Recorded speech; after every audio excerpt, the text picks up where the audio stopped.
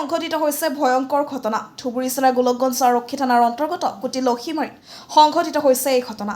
উল্লেখ্য আছে কুটি লক্ষীমাৰী গাঁৱৰ ইউছুফ আলীৰ নাবালিকা কন্যাৰ সৈতে একে গাঁৱৰে নুৰ জামালৰ লগত গঢ়ি উঠিছিল প্ৰেমৰ সম্পৰ্ক। কেইবাদিন পূৰ্বে ইয়াক লৈ দুই পৰিয়ালৰ লোকে অৱগত হোৱাত গাঁৱতে বহি সমাধা কৰে। 26 আগষ্টৰ সন্ধিয়া নুৰ জামাল গোলকগঞ্জৰ পৰা লগৰ এজনৰ লগত চাইকেলেৰে ঘৰলৈ যোৱাৰ সময়ত ইউছুফ আলীয়ে নুৰ জামালক আটক কৰি মাৰধৰ কৰি অচেতন অৱস্থাত পেলাই দিয়ে। নুৰ জামালৰ অৱস্থা সংকটজনক হোৱাত পৰিয়ালৰ লোকে ধুবুৰী চিকিৎসা মহাবিদ্যালয়ত ভৰ্তি কৰে। নিজে বাচিবলৈ ইউছুফ আলী নিজৰে ঘৰ ভাঙিব ধৰে আৰু গোলকগঞ্জ আৰক্ষীক খবৰ দি নুৰ জামালৰ পৰিয়ালে ভাঙিছে বুলি এজাহাৰ দিয়ে। প্ৰকৃত সত্য কি সেই আৰক্ষীৰ তদন্ত পিছতহে জানিব পৰা যাব। গোলকগঞ্জৰ পৰা তপনৰা report, North East Frontier news.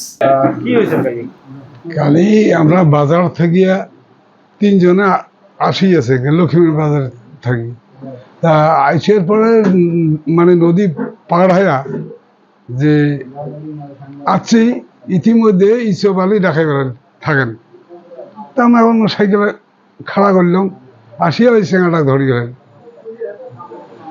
ধরি ফেলে যেটা মারধর করছে এখন আগত যে কি ছিল না জানো কিন্তু মারতে খুব আচরিত ভাবে হয়েছে।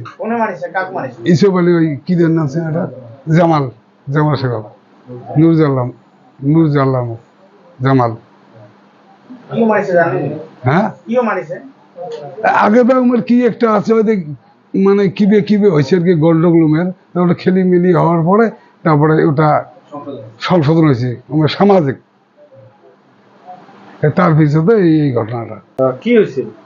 এই ইছপ নামৰ মানুহটোৰ এটা ছোৱালী আছে, মোৰ এটা মামাৰ ল'ৰা আছে নুৰ জামাল নাম। এই দুটাই আগৰ পৰা ভাল পোৱা আছিলে। ভাল পোৱাৰ পিছত আমাৰ ঘৰৰ মানুহ তেওঁৰ দেউতা গম পোৱাৰ পিছত আমাৰ দুটা পাৰ্টিৰ লগত এটা বৈঠক হৈ গৈছে। বৈঠক হোৱাৰ পিছত আমাৰ ল'ৰা আমাৰ ঘৰত থাকি গৈছে, তাৰ ছোৱালীক সি লৈ গৈছে তাৰ দেউতাই। লৈ যোৱাৰ পিছত পিছদিনা আমাৰ ল'ৰাটো এক জেগাত আলহী খাব গৈছে, গধূলি টাইমত আহিব ধৰিছে। সি কৰিছে কি তাৰ ঘৰৰ ওচৰত পাই পেলাই ইমান জেগাত মাৰিছে, মানে গুপ্ত অংগত মাৰিছে, বুকত মানে সি নিজে ভৰি দি জাতা মাৰিছে, কিমান ঘুষাঘুষি কৰিছে। তাৰপিছত মাৰি পেলাই বাটত থৈ দিছে, মৰাৰ নিচিনা কৰি থৈ দিছে। আমি কৰিছোঁ কি ঘৰৰ মানুহ তাত গৈ পেলাই তাক উঠাই পেলাই 108ক ফোন মাৰিছোঁ। 108 আহি পেলাই তাক লৈ গৈছে ধুবুৰী হস্পিটেলত। এতিয়া সি মানে ইমান সংকটত অৱস্থাত আছে, মানে ক'বই নোৱাৰোঁ, অক্সিজেনৰ ওপৰত আছে।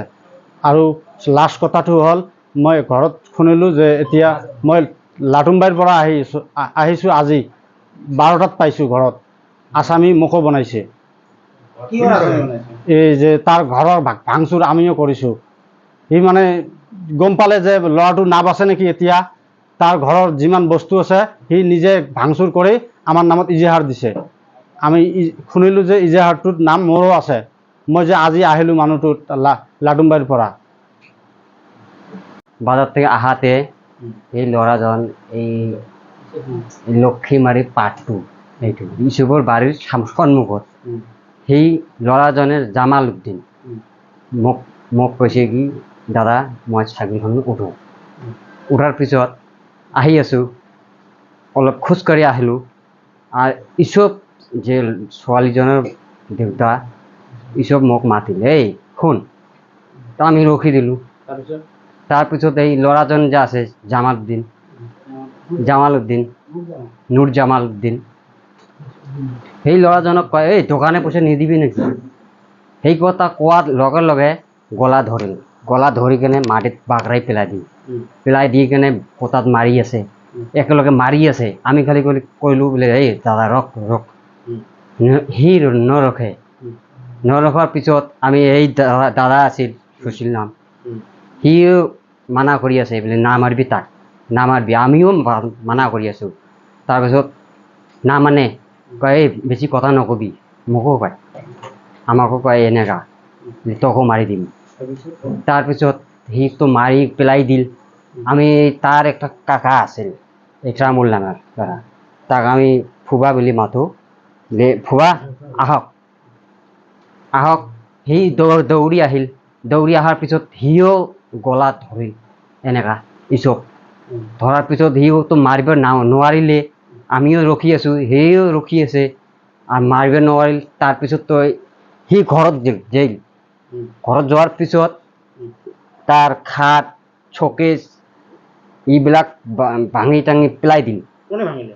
ইছপ আলী নিজৰ নিজৰ ঘৰ নিজে ভাঙি আছে আমি খালি চায়ে আছোঁ কি হ'ল তাৰপিছততো এনেকাই হ'ল